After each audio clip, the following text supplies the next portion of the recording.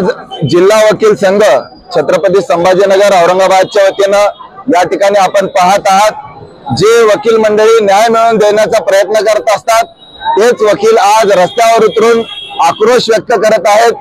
अगदी 2-3 वर्षाच्या मुली देखील सुरक्षित नाहीत। महिलांवरचे मुलींवरचे अत्याचार वाढत चाललेले आहेत। बदलापूरच्या घटनेचा आम्ही निषेध करतो। त्याचबरोबर आमच्या एका वकील साहेबांची कन्या डॉक्टर प्रतीक्षा हिला देखील आत्महत्या करण्यास प्रवृत्त करण्यात आलं। हे समाजातले दोष आहेत आणि या दोषाचे परिणाम आपल्या सगळ्यांच्या घरापर्यंत पोहोचायला लागलेले आहेत। आम्ही सगळे वकील आहोत। एफआयआर टाळाटाळ करत असणाऱ्या पोलिसांचे परिणाम काय होतात ते आम्ही कोर्टामध्ये पाहतो। ज्यावेळेस पोलिसांच्या मनातच नसते एफआयआर करायचा त्यावेळेस पोलीस मुद्दामून त्याच्यामध्ये पळवाटा सोडतात आणि बदलापूरच्या घटनेमध्ये अशाच प्रकारच्या पळवाटा पोलिसांनी सोडण्याची शक्यता आहे। त्या ठिकाणी जे आरोपी आहेत त्यांना वाचवण्याचा प्रयत्न झाला, त्या पीडितांची तक्रार घ्यायला टाळाटाळ झाली आणि त्यामुळे हा आक्रोश आज वकिलांच्या माध्यमातून रस्त्यावर आलेला आहे। त्याचबरोबर कलकत्त्यामधल्या डॉक्टर भगिनीवर देखील सामूहिक बलात्कार करून तिचा खून करण्यात आला, याचा देखील आक्रोश आम्ही व्यक्त करत आहोत। आम्ही अशी मागणी करत आहोत हे जे पोलीस आहेत हे पोलीस हे कोणाचे नसतात, यांनी सदरक्षण आहे, खलनिग्रह आहे ही त्यांची जी घोषणा आहे त्याप्रमाणे काम करायला पाहिजे। परंतु पोलीस जर आरोपींची आणि गुन्हेगारांची बाजू घ्यायला लागले तर कोणाकडे सुरक्षा मागायची आणि त्यामुळे पोलिसांना ट्रेनिंग देण्याची गरज आहे आणि पोलिसांच्या विश्वासार्हतेवर हा खरा प्रश्न आहे। पोलीस कुठल्या राजकीय पक्षाचे नसतात परंतु पोलीस काय करू लागलेले आहेत, त्यामुळे हा गृह मंत्रालयाचे फेल्युअर आहे आणि पोलीस डिपार्टमेंटचे फेल्युअर आहे असं मला वाटतं।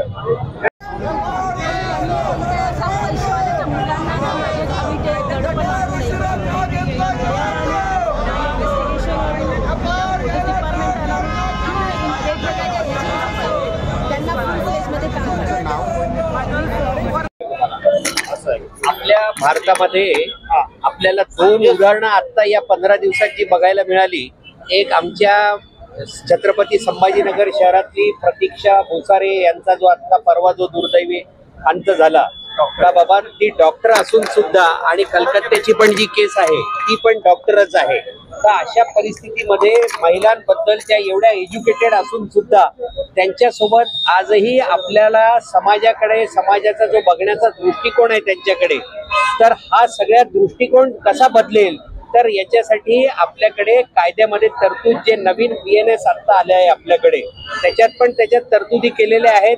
पण अशा प्रकरणांमध्ये आता कलकत्त्याचं तर सगळ्यांनी लावून धरलंय, पण आपलं जे लोकल आज सगळे आम्ही सगळ्यांसाठी तिथे प्रोटेस्ट करतोय। लग्न होऊन 147 दिवसांमध्ये पती पत्नी डॉक्टर असताना जर असा आपल्याकडे घटना घडतीये तर अशा परिस्थितीमध्ये आता आमच्या मिलिंद पाटील साहेबांनी सांगितलं आणि बाकी आमचे सिनियर सहकारी पण म्हणतील का याच्यासाठी स्पीडी डिस्पोजल आणून का सून बिफोर हर डेथ हा जो आपला जुना 304B आहे आता त्याला 80 सब क्लॉज 2 केलेला आहे त्याला।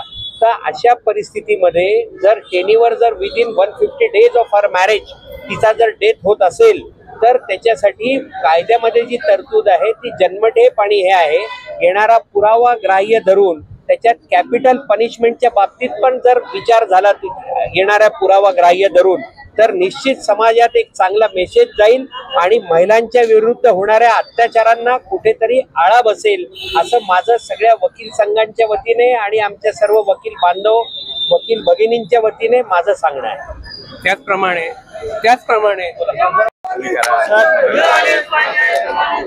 आमच्या भुसारे साहेबांच्या कन्या आमच्या भगिनी ताईने जे आत्महत्या केलेली आहे तो डॉक्टर खूप मस्तवाल आहे, त्या डॉक्टरला अटक झालेली आहे। परंतु याच्यामध्ये लवकरात लवकर दोषारोपपत्र त्यांनी दाखल करावं आणि सरकारने स्पेशल पीपीची अपॉइंटमेंट करून हे स्पीडी ट्रायल चालवावं आणि त्याला जास्तीत जास्त शिक्षा देऊन या डॉक्टर नराधम ही जी वृत्ती आहे ही कशी संपुष्टात येईल याच्यावर सरकारने काहीतरी पावलं उचलावीत। कारण दिवसेंदिवस मुलींवरील भगिनीवरील महिलांवरील अत्याचार जे आहेत हे जास्तीत जास्त घडत आहेत, त्यामुळे याच्यावर सरकारने लवकरात लवकर नवीन पावलं उचलावीत आणि हा जो प्रतीक भुसारे आहे याला जास्तीत जास्त शिक्षा कशी होईल या दृष्टीने प्रयत्न करावेत आणि स्पीडी ट्रायल चालवावी ही आमची सरकारकडे मागणी आहे। मी ऍडव्होकेट सदानंद सोनूने. प्रॉपर होताना दिसत नाहीये. दुसरी गोष्ट अशी आहे की जे इन्व्हेस्टिगेशन करणारा ऑफिसर जो आहे त्याला एक स्पेशल नियुक्ती दिली पाहिजे. आता माझ्या कलिगांनी जे सांगितलं की प्रॉपर इन्व्हेस्टिगेशन करताना त्याच्यामध्ये काय चुका होत आहे ते सुद्धा बघणं गरजेचं आहे आणि लवकरात लवकर त्याला स्पेशल पीपी नियुक्त करून त्याच्यावर कडक कारवाई व्हायला पाहिजे. कायदा व्यवस्थित असून सुद्धा जर अंमलबजावणी व्यवस्थित जर होत नसेल तर त्याच्या सामाजिक दृष्टिकोनातनं लोकांपर्यंत वेगळा मेसेज जातो आणि त्याच्यामुळे आरोपी सुटतात. ही वाईट गोष्ट आहे. बदल होऊ शकतो. मानसिकता मुलगी ही म्हणजे आपण जर सुसाईड नोट जर तिची बघितली, सुसाईड नोट मध्ये ती काही स्त्री आहे